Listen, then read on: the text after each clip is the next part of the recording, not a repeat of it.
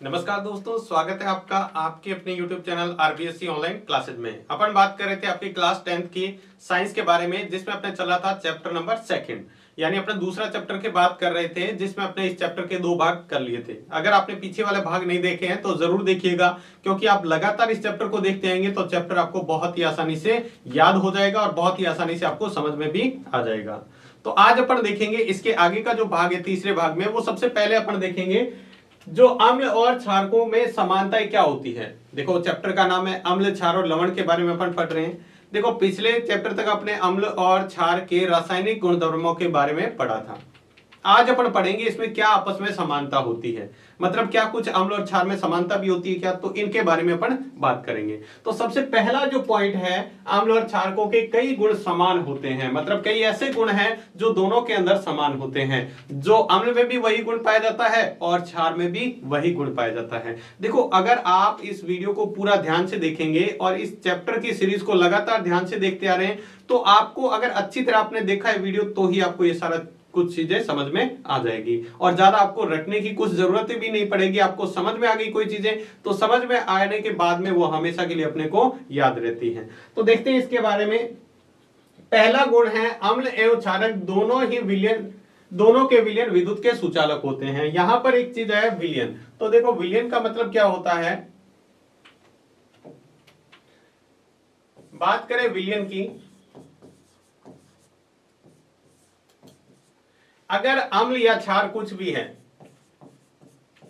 अम्ल हो या क्षार हो, इसको किस में मिला देते हैं, जल में, तो ये जो बना है ये क्या कहलाएगा, ये कहलाएगा विलयन।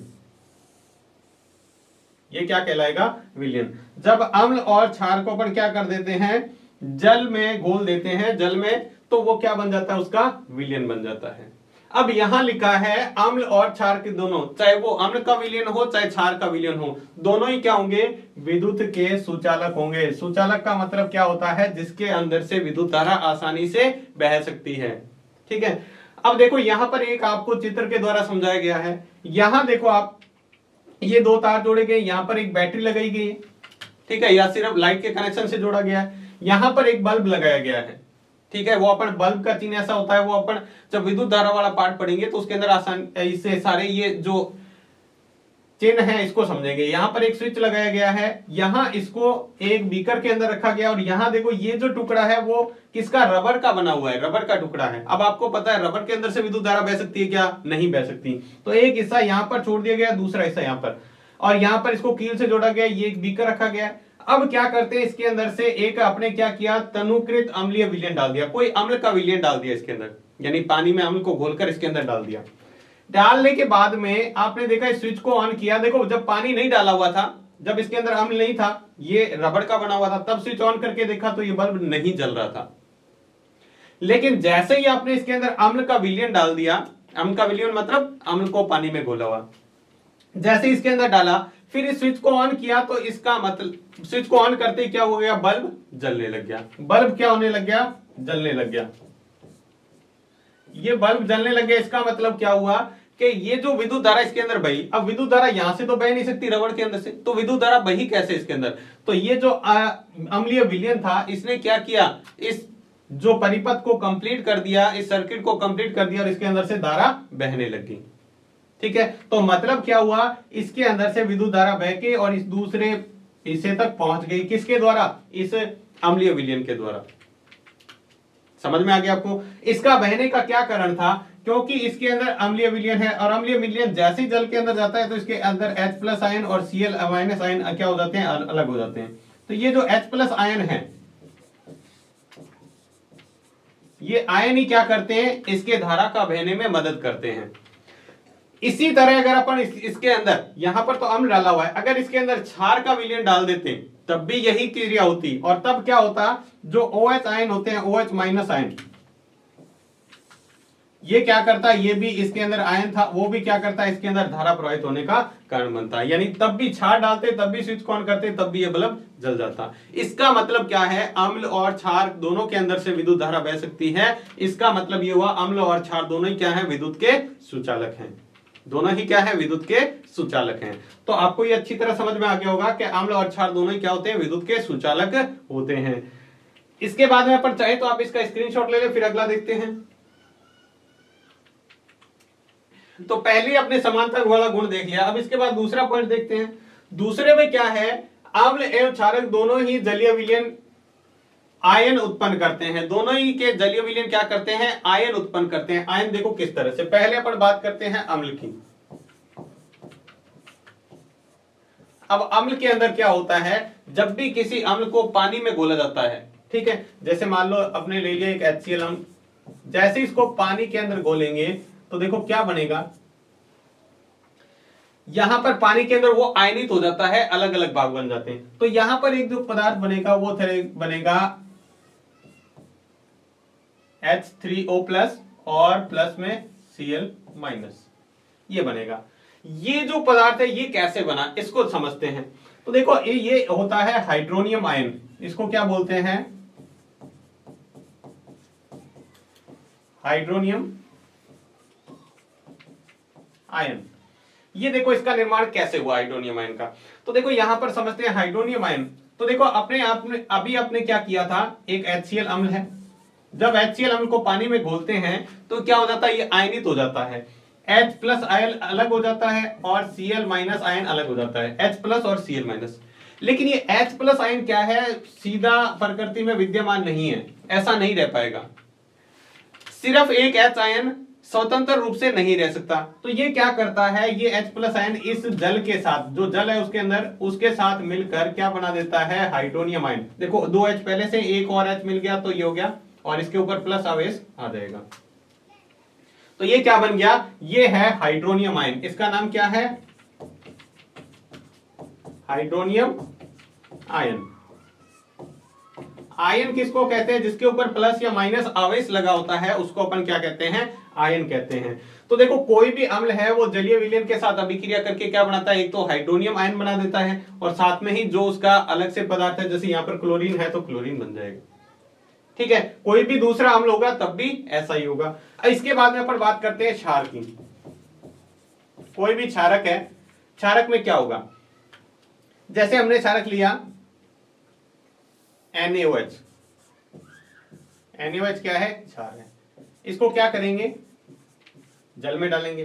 तो जल में डालते ही क्या बनेगा, Na अलग हो जाएगा प्लस OH, ये क्या हो जाएगा, माइनस अलग हो जाएगा। Na+ अलग हो गया और OH- अलग हो जाएगा। Aq का मतलब क्या है, ये जल में घुले हुए हैं। दूसरा एक और उदाहरण ले सकते हैं, जैसे KOH, पोटेशियम हाइड्रोक्साइड। ये सोडियम हाइड्रोक्साइड, ये पोटेशियम हाइड्रोक्साइड। इसके अंदर भी क्या डालेंगे, जल के अंदर डालेंगे। तो यहां क्या बन जाएगा, K+ यानी पोटेशियम, और ये है Aq मतलब जल में घुला हुआ। इसी तरह OH- बनेगा, ये भी क्या है, जल में घुला हुआ। तो ये इस तरह से आयनित हो जाएगा। चाहे तो आप एक और ले सकते हैं, जैसे मैग्नीशियम हाइड्रोक्साइड, इसको भी जल में डालेंगे। इसका नाम क्या है, मैग्नीशियम हाइड्रोक्साइड। तो इसका क्या बन जाएगा, Mg+2, जल में घुला हुआ, Aq का मतलब जलीय विलयन, और यहां बनेगा OH-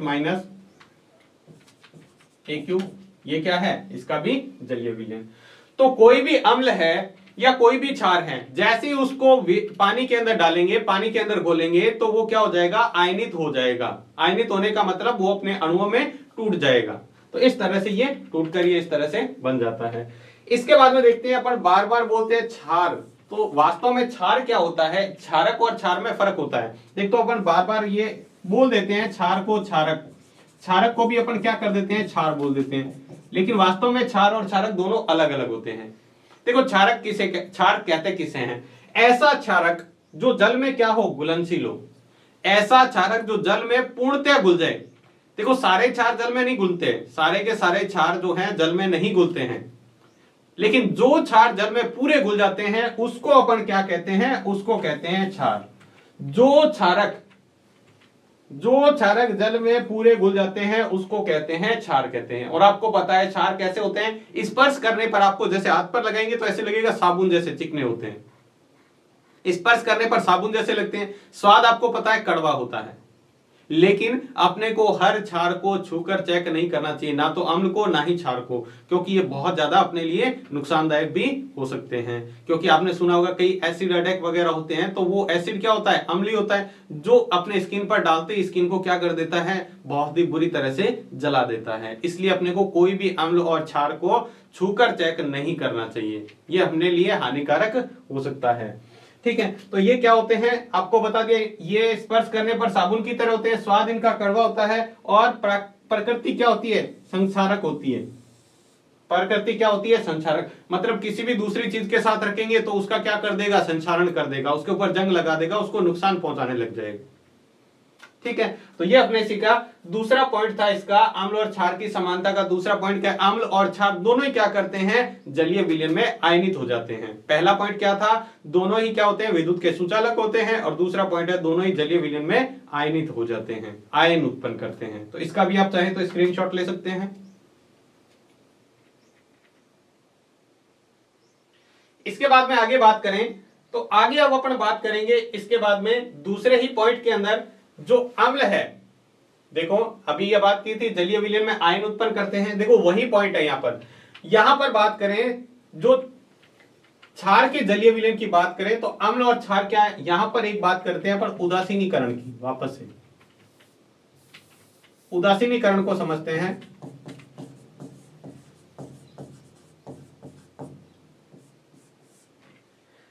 देखो उदासीनीकरण में क्या होता है, अम्ल और क्षार मिलकर क्या बनाते हैं, लवण और जल बनाते हैं। क्या बनाते हैं, लवण और जल। कोई भी अम्ल है, अम्ल के अंदर क्या होगा, एक H+ आयन होगा और साथ में कोई दूसरा अणु जुड़ा होगा, और क्षार में क्या होगा, कोई भी एक आयन होगा और उसके साथ में OH आयन जुड़ा होगा। तो ये X और ये बनके क्या बना देंगे, लवण। ये तो क्या बना देंगे, लवण, और ये जो बाकी जो OH और ये H बना हुआ ये क्या बनाएगा, जल। तो इसमें से क्या बचा हुआ है, H+ आयन बचा हुआ है। क्या बचा हुआ है, H+ आयन, जो किस में घुला हुआ है, पानी में घुला हुआ है। और इसमें से क्या बचा हुआ है, OH- आयन, वो भी क्या है, पानी में घुला हुआ है। और ये मिलकर क्या बना देता है, ये मिलकर बना देता है H2O, जो क्या है, द्रव है, जो क्या है, द्रव है। तो इस तरह से देखो X और ये M ये दोनों मिलकर, जैसे अपन एक उदाहरण के लिए ले लेते हैं HCl प्लस NaOH, कोई भी आप उदाहरण ले सकते हैं। तो यहां पर आप देखेंगे तो हमने क्या किया, यहां पर देखो ये HCl और Na, इन दोनों ने मिलकर क्या बना देंगे, ये बना देंगे NaCl। क्या बना देंगे, NaCl। देखो ये Na और ये Cl, तो पहले ध्यान रखना प्लस वाला, क्योंकि Na के ऊपर कौन सा आवेश होता है, प्लस, और Cl के ऊपर माइनस, तो प्लस आवेश वाला हमेशा पहले लिखा जाता है। इसलिए यहां पर देखो M पीछे था, M पहले लिखा है, X बाद में लिखा है। और यहां से ये जो H और ये OH आयन बचा, इसका ये अभी H+ आयन अलग हो गया क्योंकि पानी में घोला, और इसका OH- आयन अलग हो गया। इन दोनों ने मिलकर क्या बना दिया, जल बना दिया। तो उदासीनीकरण में क्या होता है, अगला पॉइंट दूसरे के अंदर ये कह सकते हैं, अम्ल तथा क्षार मिलकर लवण और जल बनाते हैं। अम्ल जो होते हैं, जो जलीय विलयन में कौन सा आयन देते हैं, H+ आयन देते हैं, और क्षार जो होते हैं वो जलीय विलयन में कौन सा आयन देते हैं, OH- आयन देते हैं।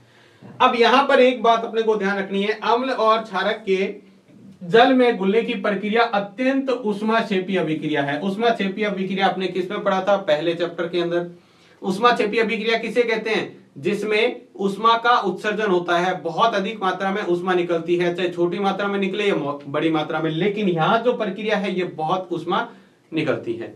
देखो जब अपन क्या करते हैं, एक्सपेरिमेंट करने के लिए अपन क्या करेंगे, पानी के अंदर कोई अम्ल या क्षार डालते हैं तो उसके अंदर बहुत अधिक ऊष्मा निकलती है, ठीक है। और जब कोई अम्ल क्या हो, सांद्र हो, सांद्र चाहे अम्ल हो या फिर क्षार हो, अगर वो सांद्र है तो वो क्या करेगा, बहुत अधिक मात्रा में ऊष्मा का उत्पत्ति करेगा, ऊष्मा का निर्माण करेगा, और ये अपने लिए क्या हो सकता है, नुकसानदायक हो सकता है। तो अपने कोई भी प्रयोग करते हुए पूरी सावधानी रखनी चाहिए। गलती से भी ये उगलते हुए ये क्या होगा, अगर जैसे मिलाएंगे तो इसके अंदर ये इतना गर्म हो जाएगा कि हो सकता है कोई सांद्र आपने पानी के अंदर सीधा ही मिला दिया तो वो कांच की जो जिसके अंदर आप मिला रहे हैं फ्लास्क या जो भी परख नली है वो फूट सकती है और आपको नुकसान हो सकता है। इसलिए क्या करते हैं, बिल्कुल एक एक बूंद पानी के अंदर डाल के उसको हिलाते रहते हैं, उसको मिलाते रहते हैं साथ में, ताकि वो ज्यादा नुकसान नहीं पहुंचाए, वो परखनली फूटे नहीं और अपने प्रयोग है वो आसानी से कर पाए। तो ऐसा प्रयोग अपने को घर पर बिल्कुल नहीं करना चाहिए, ये अपने लिए नुकसानदायक भी हो सकता है। इसके बाद में बात करें तनुकरण का मतलब क्या होता है।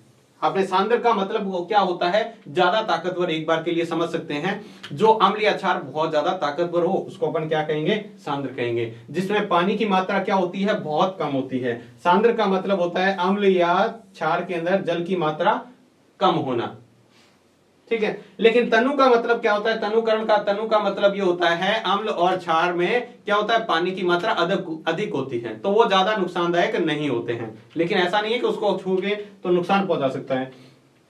तो देखो यहां पर अपन समझेंगे इसको, जल में अम्ल या क्षार को मिलाने पर आयन की सांद्रता जो होती है, चाहे H3+ या OH- कोई भी हो सकता है, चाहे वो हाइड्रोनियम आयन हो चाहे वो हाइड्रोक्साइड आयन हो, कि प्रति इकाई आयतन में कमी हो जाती है। जैसे अपन ज्यादा पानी मिला देंगे, देखो एक तो आपने क्या किया, इस अम्ल को मान लो ये था कि आपने 10 ग्राम मिला रखा था, 10 ग्राम कोई अम्ल या क्षार कोई भी मिला रखा था 1 लीटर पानी में। यहां कितना है, 1 लीटर पानी है। 1 लीटर पानी में आपने 100 ग्राम, इसमें पानी और मिला दिया तो क्या हो जाएगा, पानी और मिलाने से ये 10 ग्राम है, मान लो 1 लीटर और पानी मिला दिया तो पानी कितना हो गया, 2 लीटर। तो 2 लीटर में भी 10 ग्राम है, यानी उसका आयतन कम हो गया। आयतन कम होने का मतलब ये पहले 1 लीटर में था, अब उसकी सांद्रता कम हो गई, अब वो 2 लीटर में मिल गया, ठीक है। तो यहां पर आपको यह समझ में आया कि अम्ल और क्षार आयन की सांद्रता यानी हाइड्रोनियम आयन और हाइड्रोक्साइड आयन की प्रति इकाई आयतन में कमी हो जाती है। जैसे जैसे पानी मिलाते जाओगे उसकी ताकत कम होती जाएगी, तो ताकत कम होने का मतलब उसकी सांद्रता भी क्या होती जाएगी, कम होती जाएगी, ठीक है। तो आप इसको समझ सकते हैं, इस प्रक्रिया को क्या कहते हैं, तनुकरण कहते हैं। यानी अम्ल और क्षार में जल मिलाने की प्रक्रिया को तनुकरण कहते हैं, जिससे उसकी सांद्रता में कमी हो जाती है, जिससे अम्ल और क्षार भी क्या हो जाते हैं, तनुकृत हो जाते हैं। तनुकृत मतलब अपन एक तो अम्ल या क्षार पढ़ते हैं सांद्र और एक पढ़ते हैं तनु, तो वो तनुकृत हो जाते हैं, मतलब उतनी ताकत अब उसके अंदर नहीं रहती है जितनी पहले थी। तो ये भी आपको समझ में आ गया, तो आप चाहें तो इसका भी स्क्रीनशॉट ले सकते हैं। इसके बाद अपन नेक्स्ट बात करते हैं, अपना अगला जो टॉपिक है वो है अम्ल क्षार की प्रबलता, यानी कौन सा अम्ल कितना ताकतवर है, कौन सा क्षार कितना ताकतवर है, ये कैसे पता लगाएंगे। तो इसका पता लगाने के लिए अपन एक स्केल काम में लेते हैं जिसका नाम है पीएच स्केल। क्या कहते हैं उसको, पीएच स्केल। देखो ये रहा पीएच स्केल। पीएच स्केल क्या होता है, पीएच स्केल एक इस प्रकार का स्केल होता है जो कोई भी अम्ल या क्षार कितना ताकतवर है उसकी ताकत का, या फिर कह सकते हैं उसकी सांद्रता का पता लगाता है।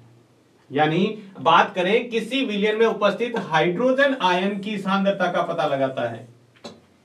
ये पीएच स्केल क्या करता है, किसी भी विलयन में उपस्थित हाइड्रोजन आयन मतलब H+ आयन की सांद्रता का पता लगाता है कि कितना, अगर H+ आयन ज्यादा है या कम है, कितने हैं उसका पता लगाता है। इसका पता लगाने के लिए हमने एक स्केल का निर्माण किया जिसको पीएच स्केल कहते हैं। किसी विलयन में हाइड्रोजन आयन की उपस्थिति का पता करने के लिए इस स्केल का निर्माण किया गया जिसे पीएच स्केल कहा जाता है। एक ऐसे स्केल का विकसित किया गया जिसे पीएच स्केल कहा जाता है। इस पीएच स्केल का मान 0 से लगा के 14 तक होता है। यहां पर जो बिल्कुल यहां पर ये जो पॉइंट है आप इसमें देख रहे हो, ये पॉइंट है बिल्कुल 0 और यहां अंतिम जो पॉइंट है ये है 14। तो पीएच स्केल का मान 0 से लगा के 14 तक होता है। और बिल्कुल बीचों बीच बताओ कितना आएगा, ये बिल्कुल बीचों बीच वाला पॉइंट है, यहां पर कितना आ जाएगा, यह आ जाएगा 7। तो पीएच, अब यहां पर आप समझेंगे कि जैसे जैसे इधर की तरफ, यहां पर देखो ये H+ आयन है, ये क्या है, H+ आयन,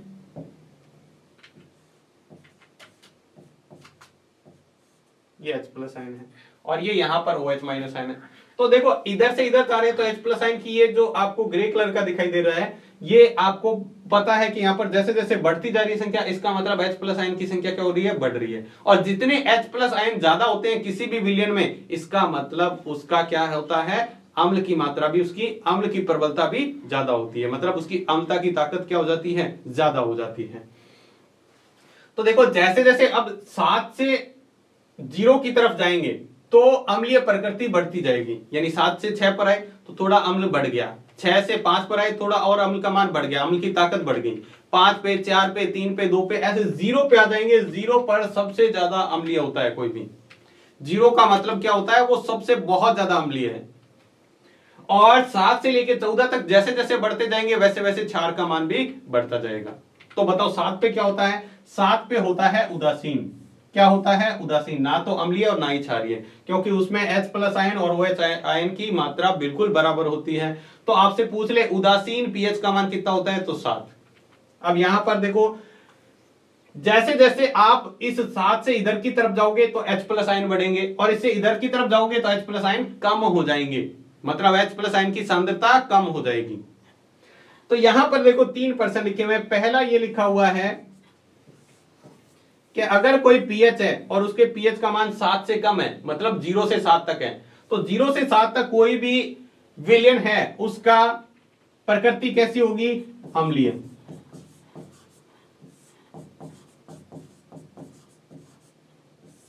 उस विलयन की प्रकृति अम्लीय होगी। अगर कोई विलयन ऐसा है जिसका पीएच का मान 7 है, इसका मतलब उसकी प्रकृति कैसी है, उदासीन। वो क्या है, उदासीन प्रकृति का, ना तो अम्लीय है और ना ही क्षारीय है। अगर किसी का मान 7 से अधिक है पीएच का, इसका मतलब क्या है, वो कौन सी प्रकृति का है, क्षारीय प्रकृति का है। वो विलयन कैसा होगा, क्षारीय प्रकृति का विलयन होगा।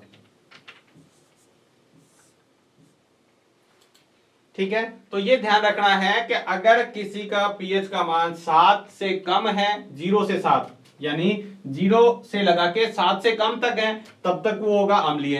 अगर पूरा पूरा 7 है, इसका मतलब वो है उदासीन। और अगर किसी का मान 7 से ज्यादा है, 7 से लगा के 14 तक, इसका मतलब वो क्षारीय है।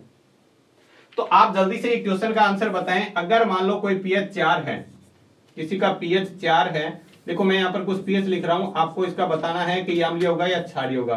पहला जो है उसका पीएच 4 है, अम्लीय होगा या क्षारीय होगा। दूसरा जो पीएच है वो है 9, अम्लीय होगा या क्षारीय होगा। तीसरा जो पीएच है वो है 7, अम्लीय होगा या क्षारीय होगा। इसका आपके जल्दी से आपको कमेंट में आंसर लिख के बताने हैं। पहला है 4, दूसरा है 9, तीसरा है 7। यहां पर दोबारा से सीख लेना, 0 से लगा के और 7 तक जो भी पदार्थ हैं जिसका पीएच 0 से 7 तक है वो होते हैं अम्लीय, 7 पर होते हैं उदासीन, और 7 से 14 तक वो होते हैं क्षारीय। ठीक है, तो ये भी आपको समझ में आ गया हो तो आप इसका स्क्रीनशॉट ले सकते हैं।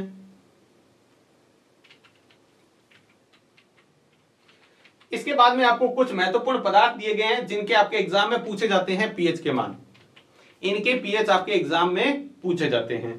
तो देखो यहां पर अपन लिख रहे हैं कुछ पदार्थ है, जैसे HCl अम्ल, यानी जिसको हाइड्रोक्लोरिक अम्ल कहा जाता है। HCl क्या है, अम्ल है, हाइड्रोक्लोरिक अम्ल, जिसका पीएच का मान होता है 0। कितना होता है, 0। इसका मतलब ये क्या है, ये परबल अम्ल है। ये क्या है, परबल अम्ल है। अब परबल अम्ल क्या होता है वो अपन देखेंगे, एक बार आप देख लें। परबल का मतलब ये समझ सकते हैं ताकतवर, बहुत ज्यादा ताकतवर, यानी वो बहुत ज्यादा ताकतवर अम्ल है। दूसरा देखो जठर रस। जठर रस का पीएच लगभग होता है 1.2 के पास। पीएच का मान कितना होता है, लगभग 1.2। इसका मतलब ये क्या है, अम्लीय है। तीसरा देखो नींबू का रस। नींबू का रस का पीएच होता है लगभग 2.2। नींबू के रस का पीएच कितना होता है, लगभग 2.2। इसका मतलब ये भी क्या है, अम्लीय है। अपन नींबू देखो जो खाते हैं कितना खट्टा होता है, उसका मान 2.2 है। जठर रस उससे भी बहुत ज्यादा खट्टा होता है, वो 1.2। सोचो HCl कितना होगा, तो बहुत ज्यादा नुकसानदायक होता है, कभी टेस्ट नहीं करना चाहिए। उसके बाद में है एक इंपॉर्टेंट, वो है शुद्ध जल। कौन सा है, शुद्ध जल। और शुद्ध जल का पीएच कितना होता है, 7, जिसको अशुद्ध जल भी कहा जाता है, ध्यान रखना। पर्सन ऐसे भी पूछ सकते हैं अशुद्ध जल का पीएच कितना होता है। अशुद्ध जल कह दो या शुद्ध जल कह दो, पीएच होता है 7। सबसे ज्यादा एग्जाम में पूछा गया पर्सन ये है। और दूसरा सबसे ज्यादा पूछा गया, अपने शरीर के जो रक्त होता है उसका पीएच का मान कितना होता है, 7.4। फिक्स है 7.4। अगर पीएच थोड़ा बहुत भी कम ज्यादा हो जाए तो इससे इंसान की मृत्यु भी हो सकती है।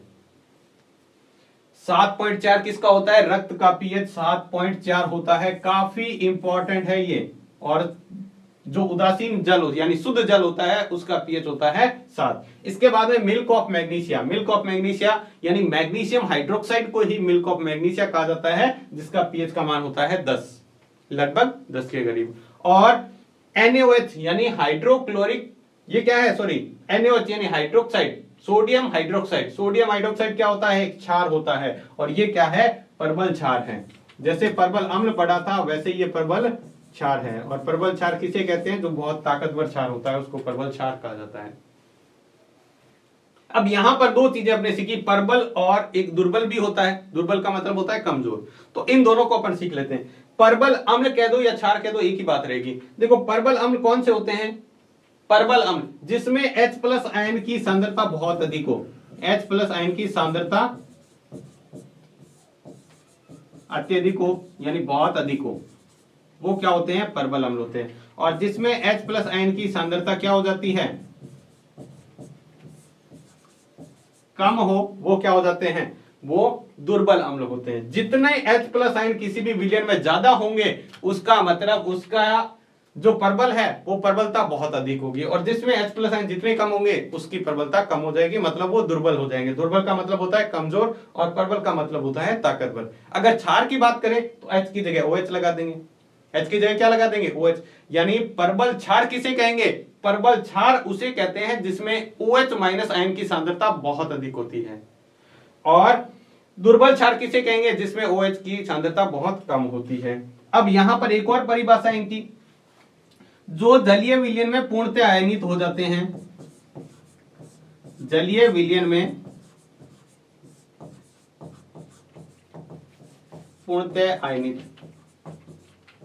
दूसरी परिभाषा ये भी लिख सकते हैं, जो अम्ल जलीय विलयन में पूर्णतः आयनित हो जाते हैं, मतलब जो अम्ल पूरे जल में अच्छी तरह घुल जाते हैं, वो होते हैं परबल अम्ल। और दुर्बल किसे कहते हैं? जो जलीय विलयन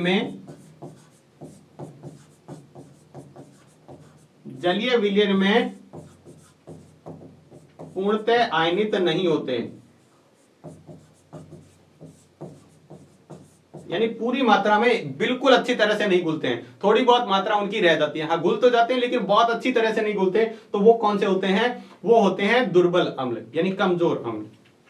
ठीक है, तो आपको समझ में आ गया परबल अम्ल और दुर्बल अम्ल किसे कहते हैं। इसीलिए इसको कहा गया था। तो जिस भी अम्ल का मान 0 होता है, जिस भी अम्ल का पीएच का मान 0 होता है वो होता है परबल अम्ल। और जिस भी क्षार का पीएच का मान, यानी कोई भी ऐसा पदार्थ है जिसका मान पीएच का मान 14 है, इसका मतलब वो परबल क्षार है।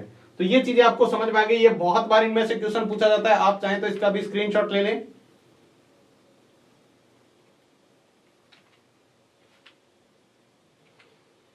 इसके बाद बात करते हैं दैनिक जीवन में पीएच का महत्व। अपने डेली लाइफ में पीएच का क्या महत्व है। बहुत सारे टॉपिक ऐसे पढ़ेंगे जिसमें अपन डेली लाइफ में पीएच का बहुत ज्यादा महत्व रहता है। देखो एक एक बात करते हैं। सबसे पहले है पेड़ पौधे एवं पशुओं में पीएच। पौधे एवं पशुओं में पीएच क्या मायने रखता है। अपना जो शरीर है, इंसानों के शरीर का पीएच होता है 7 से 7.8 तक। रक्त का फिक्स है, देख लें, रक्त का तो 7.4 फिक्स है, लेकिन हमारे शरीर में 7 से 7.8 तक हमारा शरीर का पीएच होता है।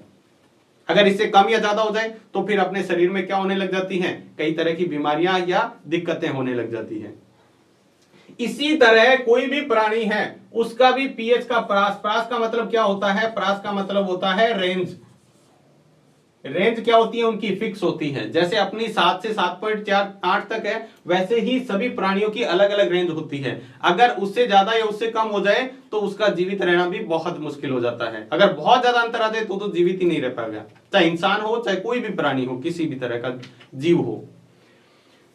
अगर वर्षा हो रही है, अपने जब वर्षा होती है तो वर्षा में देखो अपने बहुत सारा भी पर्यावरण प्रदूषण भी हो रहा है। तो उस प्रदूषण की वजह से क्या होता है? कई तरह के केमिकल हमारे बादलों के साथ उनके साथ मिल जाते हैं। जब बरसात होती है तो वो उनके साथ बरसते हैं, जिससे उस पानी का पीएच कम हो जाता है। नॉर्मली अपने पानी, शुद्ध पानी का पीएच कितना होता है? 7 होता है, लेकिन वो बहुत ज्यादा कम हो जाता है। और बरसात के पानी का अगर पीएच का मान 5.6 से भी कम हो जाए, अगर वर्षा के जल का पीएच 5.6 से कम हो जाए तो इस प्रकार की वर्षा को अम्लीय वर्षा कहा जाता है। यहां पर वर्षा बनता है 1 नंबर का, अम्लीय वर्षा किसे कहते हैं? तो इस प्रकार की वर्षा जिसके जल का पीएच 5.6 से भी कम हो उसे अम्लीय वर्षा कहा जाता है। और ये अम्लीय वर्षा जैसे ही पेड़ पौधों पर या जैसे ही जो जलाशय हैं, तालाब हैं, इनके ऊपर बरसेगी तो उनको बहुत ज्यादा नुकसान पहुंचाएगी। ये फसलों को नुकसान पहुंचाती है, ये जीव जंतु जो पानी के अंदर रहने वाले तालाब हैं उसके अंदर वैसा पानी बरसेगा तो उनको भी, जीव जंतुओं को क्या होगा? नुकसान होगा। तो ये काफी नुकसानदायक भी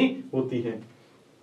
यहां पर एक नोट है, आपको इंपॉर्टेंट बात लिखनी है। जो शुक्र ग्रह है, शुक्र ग्रह का वायुमंडलीय वो क्या है? वो सल्फ्यूरिक अम्ल के बादलों से बना हुआ है, जो मोटे सफेद कलर के और पीले कलर के बादल होते हैं। यानी अपने यहां पर वायुमंडल जो है वो किसका है? जिसमें नाइट्रोजन है, ऑक्सीजन है, इस तरह की है। लेकिन जो बात करें शुक्र ग्रह की, तो शुक्र ग्रह का वायुमंडली किसका बना हुआ है? सल्फ्यूरिक अम्ल के बादल बने हुए हैं, सल्फ्यूरिक अम्ल का बना हुआ है, जिसके उसके ही बादल मोटे मोटे वहां पे पीले और सफेद रंग के हैं। ठीक है, यहां पर 1 नंबर का प्रश्न बन सकता है, इंपॉर्टेंट यहां पे बात याद रखनी है। दूसरा जो पॉइंट है, मिट्टी का पीएच। मिट्टी का पीएच का मतलब क्या हुआ?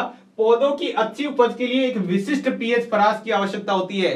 जैसे अपन कोई भी फसल है, हर जगह हर फसल नहीं हो पाती। क्यों नहीं हो पाती? क्योंकि वहां की मिट्टी का पीएच अलग अलग होता है।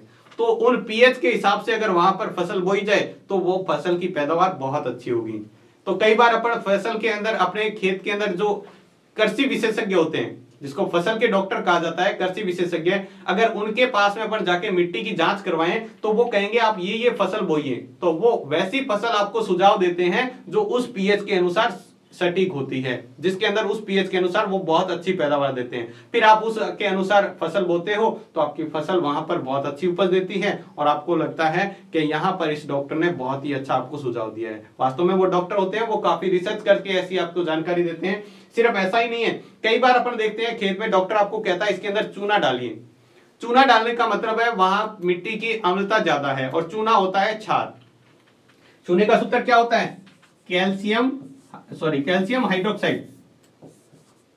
अब ये कैल्शियम हाइड्रोक्साइड है तो इसमें OH आ रहा है, इसका मतलब ये क्या है? क्षार है। तो मतलब आपके खेत की मिट्टी की पीएच क्या है? बहुत ज्यादा है। उसको कम करने के लिए वो कहते हैं चूना डालो, जिससे पीएच संतुलित हो जाएगी। आप अम्लीय मिट्टी है उसमें क्षार मिलाएंगे तो वो लवण बन जाएगा और फिर वहां पर पैदावार अच्छी होने लग जाती है।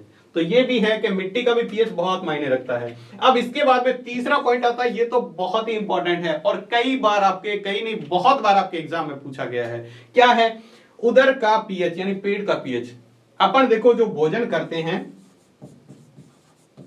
ये भोजन हमारा पेट में जाता है। पेट में क्या होता है? आमाशय के अंदर, किसके अंदर? जो आमाशय है उसके अंदर HCl अम्ल बनता है, जो हमारे भोजन के पाचन में सहायता करता है। भोजन पाचन में क्या करता है? सहायता करता है। कौन सहायता करता है? जो हाइड्रोक्लोरिक अम्ल है, ये हमारे भोजन में पाचन में सहायता करता है। जैसे अपन भोजन ले लेते हैं तो भोजन में कई प्रकार के कीटाणु वगैरह चले जाते हैं, तो वो अम्लीय माध्यम में एक बार आमाशय में जाने के बाद वहां से अम्ल स्रावित होता है, HCl अम्ल। वो क्या करता है? उस भोजन का माध्यम पूरा अम्लीय कर देता है। तो छोटे मोटे कीटाणु होते हैं उसको नष्ट कर देता है ताकि अपने शरीर में नुकसान ना हो। ठीक है, लेकिन कभी कभी ये HCl अम्ल क्या होता है? ये ज्यादा मात्रा में बन जाता है। और आपको पता है कोई भी चीज अति हो जाती है, अति का मतलब ज्यादा हो जाती है, तो वो शरीर को नुकसान पहुंचाने लग जाती है। तो ये क्या करता है? फिर हमारे इस ज्यादा बनने के कारण हमारे पेट में, उदर यानी पेट में क्या हो जाती है? जलन व दर्द होने लग जाता है। जलन व दर्द। तो आपने देखा होगा कई बार अपने पेट के अंदर खाना खाने के बाद जो दर्द या खट्टी डकार वगैरह ऐसी आने लग जाती है, इसका मतलब वो हमारे एसिडिटी हो चुका है, जिसको अपन क्या बोलते हैं? इसको एसिडिटी बोला जाता है। ज्यादा बनने के कारण इसको बोला जाता है एसिडिटी। जो एसिडिटी हो गई है आपको,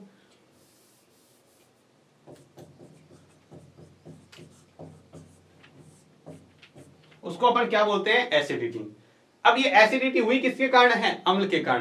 तो आपको क्या करेंगे? फिर आपको इसके सुझाव के अंदर क्षार लेना पड़ेगा, और क्षार के रूप में जो यूज करते हैं इसको प्रति अम्ल कह सकते हैं, यानी अम्ल का उल्टा। आपको इसके उपचार के लिए क्या कहा जाता है? इसके उपचार के लिए आपको कहा जाता है आप प्रति अम्ल लीजिए। प्रति अम्ल को एंटासिड भी बोलते हैं। बताओ ये इसकी प्रकृति कैसी है? ये एक क्षार है, क्योंकि आपके पेट में अम्ल की मात्रा ज्यादा हो चुकी है, तो यहां पर क्या लेंगे आप? क्षार लेंगे। तो अम्ल और क्षार बनाकर क्या बना देंगे? लवण और जल बना देंगे, जिससे आपकी पेट की जलन और दर्द क्या हो जाएगा? कम हो जाएगा। तो कई बार आप इसके उपचार के लिए इनो भी लिया जाता है। तो क्या आप बता सकते हैं इनो की प्रकृति कैसी होती है? इनो की प्रकृति क्षारीय होती है, तभी तो आपके पेट के में क्या बन गया है? अम्ल ज्यादा बन गया है, तो वो क्षार इसको न्यूट्रल कर देता है। इसके उपचार के लिए आपको जो एक दुर्बल अम्ल लिया जाता है, देखो प्रबल अम्ल तो आपको पता है बहुत ज्यादा नुकसानदायक होते हैं, सॉरी दुर्बल क्षार लिया जाता है। अम्ल तो पहले से ये पेट में अम्ल बना हुआ है तो अम्ल नहीं लेंगे, जिसका नाम होता है milk of magnesia. Milk of magnesia. Milk of magnesia किसे कहते हैं? मैग्नीशियम हाइड्रोक्साइड को ही मिल्क ऑफ मैग्नीशिया कहा जाता है। मैग्नीशियम हाइड्रोक्साइड को ही क्या कहा जाता है? Milk of magnesia. और मिल्क ऑफ मैग्नीशिया का पीएच बता सकते हैं? अभी अपने पीछे वाली टेबल में सीखा था 10 होता है इसका पीएच। तो ये कोई प्रबल नहीं है, प्रबल होता तो 14 होता। ये एक दुर्बल क्षार है, ठीक है। तो आपको ये प्रश्न पूछा जा सकता है, एंटासिड यानी पेट में अम्लता की मात्रा ज्यादा होने पर आपके उपचार में किसका यूज करेंगे? तो सीधा लिखा हुआ है तो प्रतिअम्ल या एंटासिड, ठीक है। और कौन से पदार्थ का यूज करते हैं? तो लिख सकते हैं milk of magnesia. Milk of magnesia. तो ये भी आपको समझ में आ गया, तो आप इसका स्क्रीनशॉट ले सकते हैं। इसके बाद में और देखते हैं इसके महत्व। अगला जो महत्व है मुंह के पीएच का महत्व, या अपन इसको कह सकते हैं दंत क्षय। दंत क्षय। दंत क्षय क्या होता है? देखो अपने जो दांत होते हैं किसके बने होते हैं? जो दांतों का इनेमल है,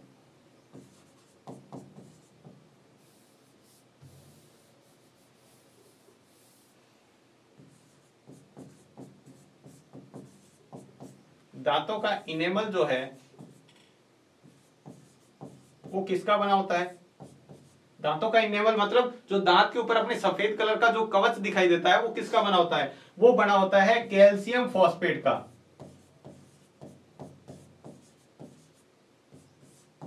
कैल्शियम फॉस्फेट। ये कैल्शियम फॉस्फेट अपने शरीर का सबसे कठोर पदार्थ है। ये क्या है? अपने शरीर का सबसे कठोर पदार्थ है।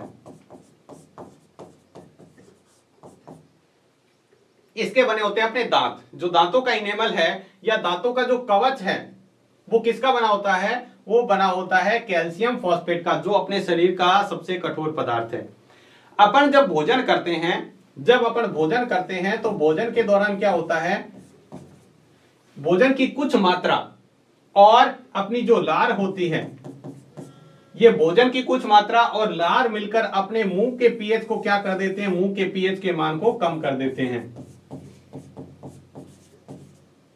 मुंह के पीएच को क्या कर देते हैं? कम कर देते हैं। मतलब अपने मुंह के पीएच को, बैक्टीरिया होते हैं बहुत सारे, क्योंकि अपने भोजन करने के बाद में दांतों में कुछ भोजन फंस जाता है, ठीक है। और मुंह में जो लार होती है उसके अंदर क्या होता है? ग्लूकोज। और ये कुछ बहुत सारे बैक्टीरिया मिलकर इसका निम्नीकरण करते हैं। निम्नीकरण का मतलब अपघटन करते हैं। तो इसके अपघटन से अपने क्या होता है? ये जो मुंह के अंदर माध्यम कैसा हो जाता है? अम्लीय हो जाता है, यानी पीएच का मान कम हो जाता है। और पीएच का मान जैसे जैसे कम होगा वैसे अम्लता की मात्रा बढ़ती जाएगी। और जब अपने मुंह के पीएच का मान किससे कम हो जाए? 5.5 से कम हो जाए, किससे? 5.5 से कम हो जाए, तो ये जो दांत हैं अपने कैल्शियम फॉस्फेट के, इसको भी क्या होने लग जाता है? दंत क्षय स्टार्ट हो जाता है। यानी दांतों का क्षय का मतलब क्या होता है? खराब होने लग जाते हैं, जिसको अपन कहते हैं दांतों में कीड़ा लगना। वास्तव में वो क्या हो जाते हैं? कैविटी हो जाती है उसके अंदर, खराब होने लग जाते हैं। तो ये कब हो जाता है? जब पीएच का मान 5.5 से कम हो जाता है, तो अपने दांत खराब होने लग जाते हैं। तब आपको क्या कहा जाता है? सुबह और शाम को 2 टाइम क्या करना चाहिए? टूथपेस्ट करना चाहिए, यानी दांत साफ करने चाहिए। दांत साफ करने से आपका जो टूथपेस्ट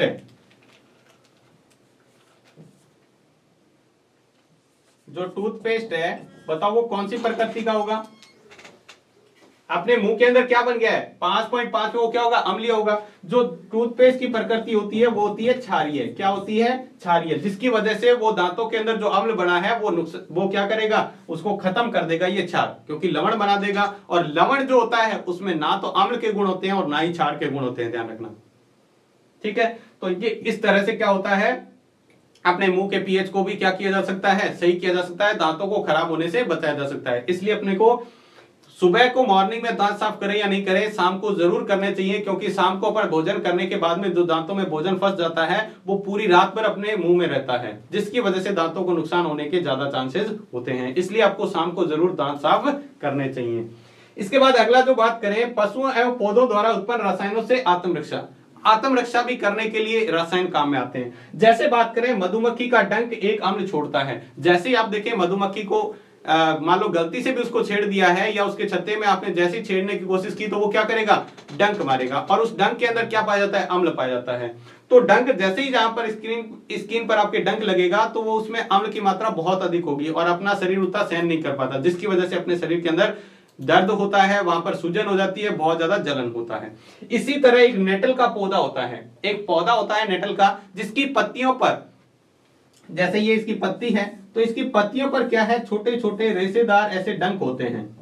ये क्या होते हैं, इस तरह के डंक होते हैं, इसकी इस तरह के डंक निकले होते हैं। तो जैसे ही आप इसके छुएंगे, अगर उसका डंक आपको लग गया है तो काफी जलन होती है, क्योंकि इसके डंक में भी क्या पाया जाता है, अम्ल पाया जाता है, और जिसको कहते हैं मेथेनोइक अम्ल। क्या कहा जाता है, मेथेनोइक अम्ल, जो अपने शरीर के अंदर नुकसान पहुंचाता है। तो इसके उपचार के लिए भी अपन क्या कर सकते हैं, क्षार का यूज कर सकते हैं।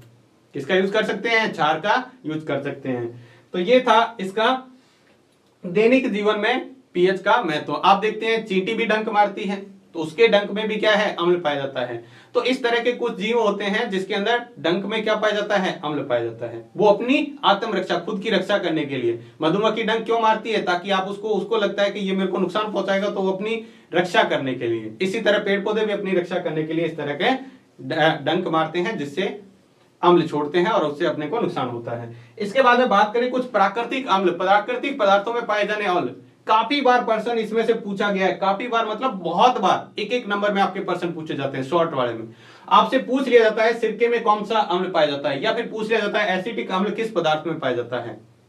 तो सिरके में जो पाया जाता है वो होता है एसिटिक अम्ल। सिरके में कौन सा पाया जाता है, एसिटिक अम्ल। संतरे में कौन सा पाया जाता है, सिट्रिक अम्ल। संतरे में सिट्रिक अम्ल। इमली की बात करें तो टार्टरिक अम्ल। टमाटर की बात करें तो ऑक्जेलिक अम्ल। टमाटर में कौन सा पाया जाता है, ऑक्जेलिक अम्ल। बात करें दही की या खट्टे दूध की तो लैक्टिक अम्ल। दही में कौन सा पाया जाता है, लैक्टिक अम्ल, दही में या खट्टे दूध में। बात करें नींबू के अंदर, नींबू के अंदर भी कौन सा पाया जाता है, सिट्रिक अम्ल। संतरे में भी सिट्रिक अम्ल, नींबू में भी सिट्रिक अम्ल। और बात करें चींटी के डंक में, लाल चींटी जो होती है डंक मारती है, उसके चींटी के डंक में कौन सा पाया जाता है, मेथेनोइक अम्ल। और अभी अपने पढ़ा था नेटल का डंक, जो पौधा होता है उसकी पत्तियों में जो डंक पाया जाता है उसमें भी कौन सा होता है, मेथेनोइक अम्ल पाया जाता है। तो इसको आप बहुत ही अच्छी तरीके से याद रखें, क्योंकि इसमें से आप देखना एनसीईआरटी का जब सिलेबस लग रहा था तो इसमें से एक पर्सन एक नंबर में बहुत बार पूछे गए हैं। तो आप इसको अच्छी तरह याद करें। आपसे पूछ लिया जाता है दही में कौन सा अम्ल पाया जाता है, ठीक है, लाल चींटी के डंक में कौन सा अम्ल पाया जाता है, आपसे पूछा जाए नेटल के डंक में कौन सा अम्ल पाया जाता है। तो इस तरह के प्रश्न आपके बहुत पूछे जाते हैं। तो आप चाहें तो इसका भी स्क्रीनशॉट ले सकते हैं।